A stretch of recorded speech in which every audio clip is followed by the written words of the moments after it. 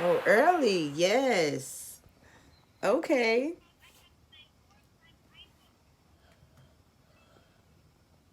Yes, yes. It's good. I think that's good. So here I am. It's a Tuesday evening. I've been lesson planning and editing videos, and I wanted to drop this little quick little tidbit right here because someone had asked me, and I thought this was a good video to make. What do you do if, like, this was a Cambly question, but you can apply this question to almost really any platform. So, what do you do when the child has an assigned lesson, right? You're teaching the kids. They have a course that they're on, an assigned lesson, but then the parents come to you with requests asking you, can you focus on this, or can you teach them this, or, they basically come up with requests that are not necessarily part of the lesson, but they have requests. What do you do? Well, in that case, again, it depends on what platform you're on. With Cambly and platforms where you're not having to read a script, I put that in air quotes because there are a handful of platforms that I know of that are really popular that they pretty much script their teachers. I mean, not verbatim, but there are certain things you have to say, certain things you have to hit, certain marks you have to get to in the lesson. Now, if you're not on one of those type of platforms and you have a little more wiggle room and freedom in how you deliver the lesson, this is for you. When those parents come to you and they have these special requests, what do? The answer? It's up to you. Like, really, it really is up to you. Myself, I do it on a case-by-case basis, really. So, say they're saying, "Oh, I want to focus on conversation. If my child asks about this, then just please go into conversation and correct their grammar." Okay, I have no problem with doing that. That is my specialty.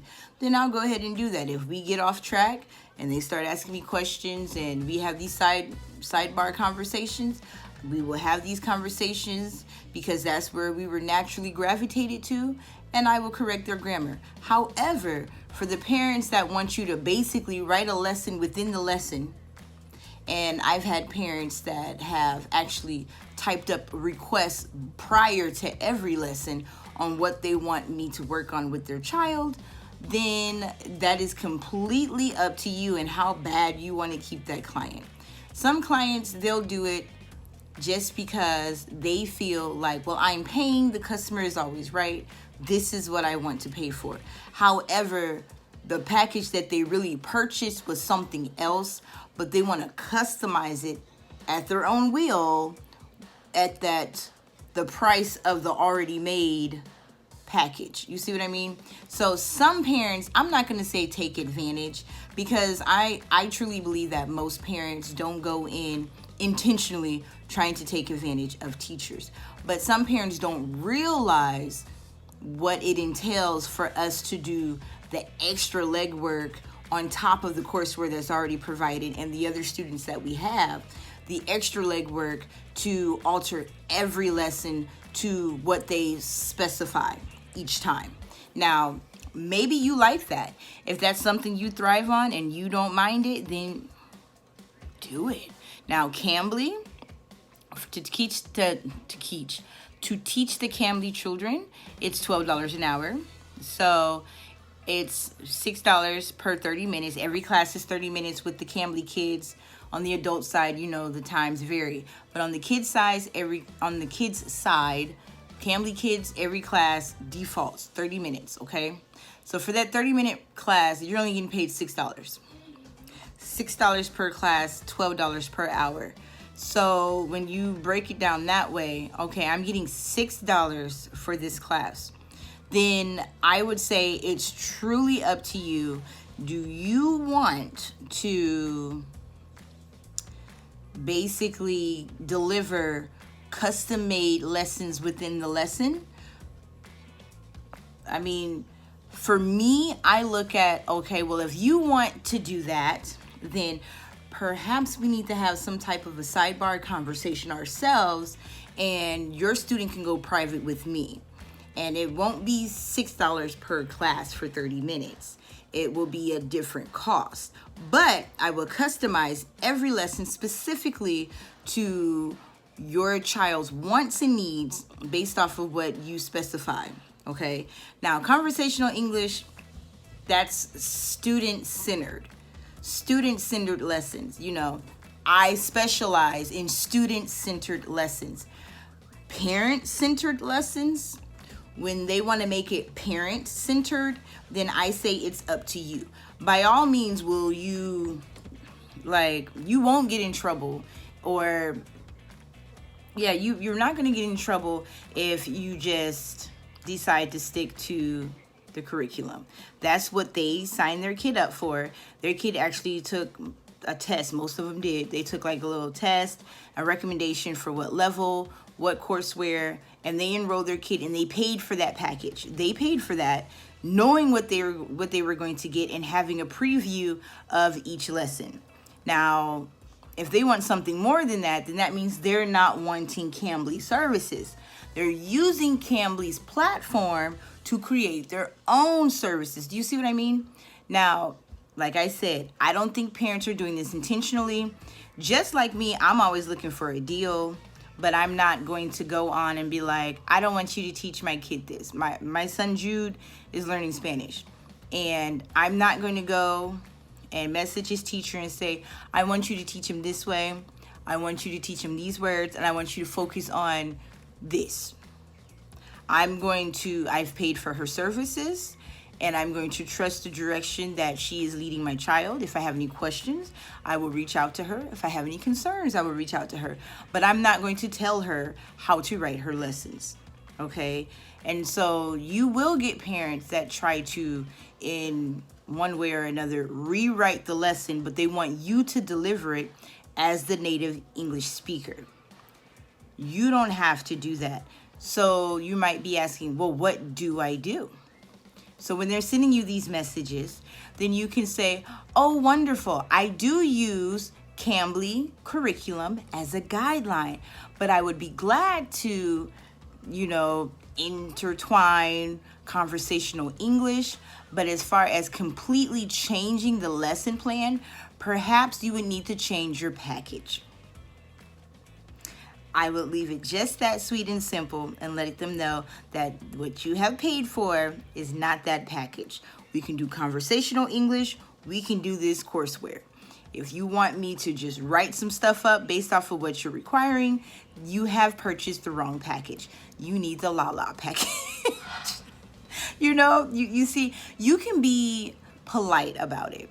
You don't have to say, you don't have to go off and talk about how much you're getting paid or how much you're not getting paid in that regard. But you can be classy about it and let them know, well, based off of the services that are part of the lesson agreement, we can do conversational English along with the slides, or we can replace it with conversational English because that's what the Cambly platform specializes in. And I can use the slides as somewhat of guidelines if we need to refresh the conversation. Now, anything on top of that, like I said, if they're trying to have you do some extra, like curriculum within the curriculum, is up to your discretion. But you have every right to let them know that you recommend another price plan. And if they don't like it, then maybe that's not the student for you. So I learned the hard way from stressing myself out, trying to keep notes and notebooks and all types of just data on different students and what the parents are like and their dislikes. And I was just like, in the real world, like in your classroom, yes, I teach student-centered at all times, and no learner learns the same. But I definitely didn't let every parent that called me dictate how I ran my classroom and how they wanted me to teach their child. Now, if there were any concerns or questions, by all means, it was open door policy. back and forth. You know what I mean? Just we communicate it back and forth. But trust in your skills, as some people have referred to themselves as the teacher, as the tutor. Trust in your skills and treat this like your own business. You are a contractor. Treat it like your business. Would you allow your customers to come and say, okay, I'm going to pay you for this package, and then come and rewrite everything and say, this is what I'm demanding? And they just change the script. Well, not the script, but they change the game.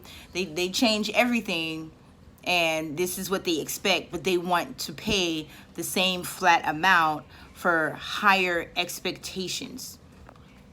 Now, you pay for what you want to get. So if they want more of a openness and they want to be able to kind of cater to their child in certain ways and basically have say so in writing the curriculum for their child, then they do need to find service elsewhere, unless if you want to be the teacher to deliver that. So I hope that this video didn't kind of talk in circles, and I gave you concrete examples and inspired you in ways to just say no.